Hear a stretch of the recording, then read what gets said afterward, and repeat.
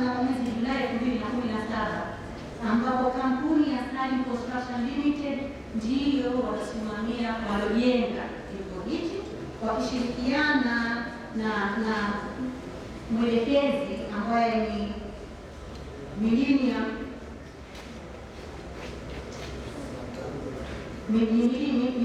Engineer. Yeye ni mwelekezi katika usimamizi katika ujenzi wa kituo hichi.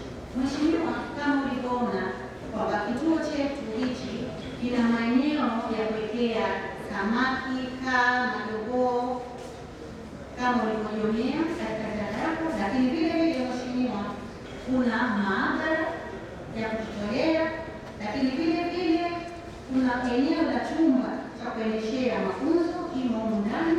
Wananchi watakuwa wanakuja kupata mafunzo. Kuna ofisi, halafu mbele yako nyuma kule kuna bwawa kubwa la kusafisha maji ambayo baada ya kutumika kabla ya kutolewa nje kwanza itakuwa na purify na tena itakuwa tena. Mheshimiwa mgeni rasmi, mkakati wa kuendesha hatchery tayari umeshatayarishwa na lengo la kuendesha hatchery hii Mheshimiwa ni kuzalisha vifaranga 10,000 vya samaki, vifaranga 75,000 vya kaa na 50,000 vya majogoo ya bahari. Kufikia threshold hii Mheshimiwa, nategemea katika mwaka wa 3 tutaweza kuzalisha takwimu hizo ambazo tulizoziwasilisha. Mheshimiwa mgeni rasmi, bodi ya kuendesha hatchery tayari imeshaundwa na imeshazinduliwa, ambayo inajumuisha wajumbe kutoka Wizara ya Kilimo, Maliasili, Mifugo na Uvuvi, Chuo Kikuu cha Taifa cha Suza, Chamber of Commerce, wajumbe kutoka FAO na COICA. Mheshimiwa mgeni rasmi, wizara inaendelea na kuhamasisha wananchi katika ufugaji wa samaki na mazao ya baharini. Mheshimiwa, wizara imejipanga kutengeneza tena kujenga mabwawa 4 ambayo yatakuwa model farm kwa ajili ya kuendeleza ufugaji wa samaki na mazao ya baharini.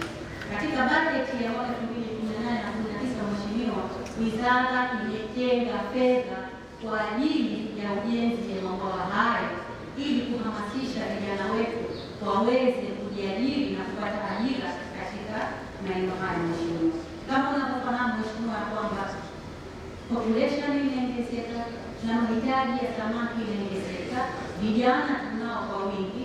Kwa hiyo hii imekuwa ni fursa pekee. Mheshimiwa, kama ulipopata maelezo, hiki ni kituo kikubwa cha kwanza kwa Afrika kwa kuweza kutotoa vifaranga vya matiko pamoja na kaa. Ni kituo kikubwa kwa kweli na kimo katika vituo vikubwa, vituo 10 vya duniani. Kwa kweli Mheshimiwa, ni faraja kwetu sisi kwa hapa Zanzibar.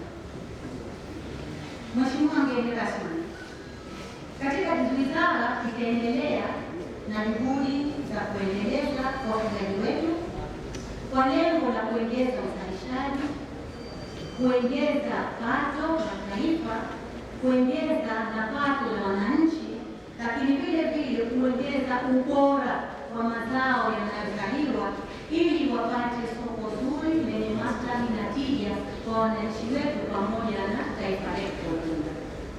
Kwa maelezo hayo machache, Mheshimiwa mgeni rasmi, hadhara iliyokuwepo mbele yako ina hamu ya kusikia na kutoa nasaha zako, lakini kabla ya kukaribisha Mheshimiwa Waziri wetu wa Kilimo, Maliasili, Mifugo na Uvuvi, kukaribisha wewe kwa heshima yako